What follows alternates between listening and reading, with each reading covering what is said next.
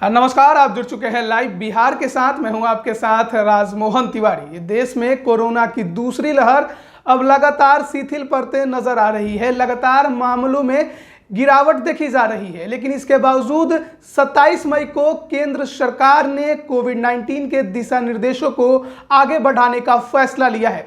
उसने एक नया आदेश जारी किया है जिसमें इस बात की जानकारी दी है कि कोविड-19 के जो दिशा निर्देश 29 अप्रैल को जारी किए गए थे वो 30 जून तक जारी रहेंगे। अब सवाल ये उठता है कि क्या बिहार में लॉकडाउन 1 जून के बाद भी जारी रहेगा, तो इस पर हम आपको बताएंगे। लेकिन इससे पहले हम आपको ये बता दें कि जो दिशा निर्देश केंद्र सरकार ने जारी किए हैं उसमें क्या कुछ कहा गया है।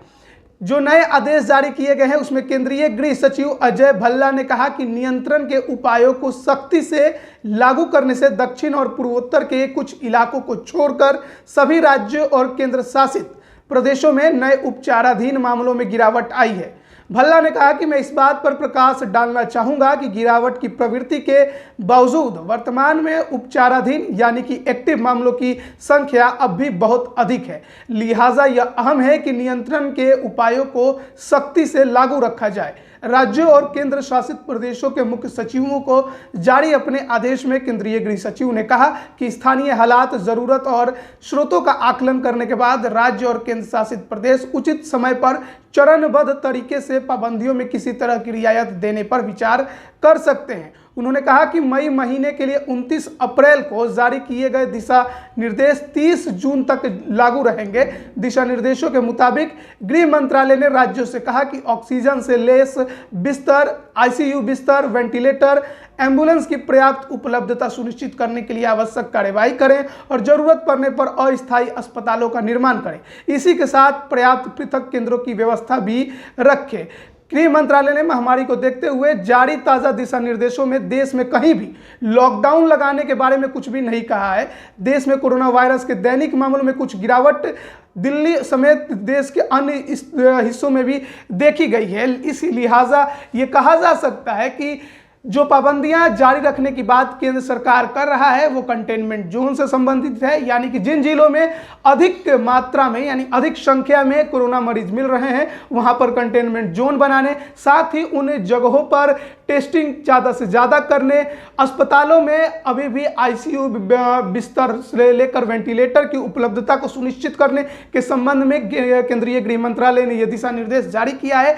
लेकिन साथ ही जो पावर है लॉकडाउन लगाने का या हटाने का, उसे खोलने का, वो राज्य सरकारों के ही अधिकार क्षेत्र में उसने दे रखा है। ऐसे में अगर बिहार में लॉकडाउन खत्म करने की बात की जाए तो 1 जून के बाद ऐसा माना जा रहा है कि बिहार में चरणबद्ध तरीके से अनलॉक शुरू किया जा सकता है। यानी अगर राज्य सरकार चाहे तो 1 जून के बाद लॉकडाउन में रियायतें दे सकती है। और ये माना भी जा रहा है जिस तरह से बिहार में लगातार मामलों में कमी आ रही है। बिहार में अब एक्टिव केसेस महज 28,000 के आसपास रह गए हैं। दैनिक मामलों की बात करें जो 24 घंटे में आंकड़े वो 2500 के आसपास मिल रहे हैं, जो कभी 15,000 को भी पार कर गए थे। तो ऐसे में बिहार में लॉकडाउन के संबंध में यह बात सुनने को मिल रही है कि 1 जून के बाद जो रियायतें हैं, अनलॉक की शुरुआत बिहार में नीतीश सरकार कर सकती है। सबसे पहले जो कार्यालय है उसे खोलने की अनुमति शायद दे सकती है। तो जो 30 जून तक दिशा निर्देश केंद्र सरकार ने ये पाबंदियों के संबंध में दिया है वो केवल और केवल वो अस्पतालों के लिए और कंटेनमेंट जोन से संबंधित है। साथ ही राज्यों को ये अधिकार है कि वो लॉकडाउन चाहे तो उसमें रियायत दे सकता है। अब देखते हैं कि बिहार में 1 जून के बाद क्या रियायतें मिलनी शुरू होगी, क्योंकि खबर तो यही है कि लॉकडाउन बिहार में 1 जून के बाद अनलॉक की शुरुआत होती नजर आएगी। बिहार सहित कई राज्य, मध्य प्रदेश हो या फिर दिल्ली, वहां भी अनलॉक की प्रक्रिया के तहत अब विचार किया जा रहा है। और ऐसा माना जा रहा है कि अब राज्य के अन्य हिस्सों में, खासकर पश्चिम बंगाल और दक्षिण के क्षेत्रों को छोड़ दे तो कई जगहों पर जहां मामलों में अब गिरावट आई है वहां पर अनलॉक की प्रक्रियाएं शुरू होंगी और बिहार भी उसमें से एक अब हो सकता है। देखते हैं आगे क्या कुछ होता है। और कोरोना के मामले जो लगातार गिर रहे हैं वो अगर ऐसे ही गिरते रहे तो बिहार में जो अनलॉक की प्रक्रिया है वो जल्द आपको 2 जून से दिखाई दे सकती है। आप बने रहिए लाइव बिहार के साथ। आपका बहुत बहुत धन्यवाद।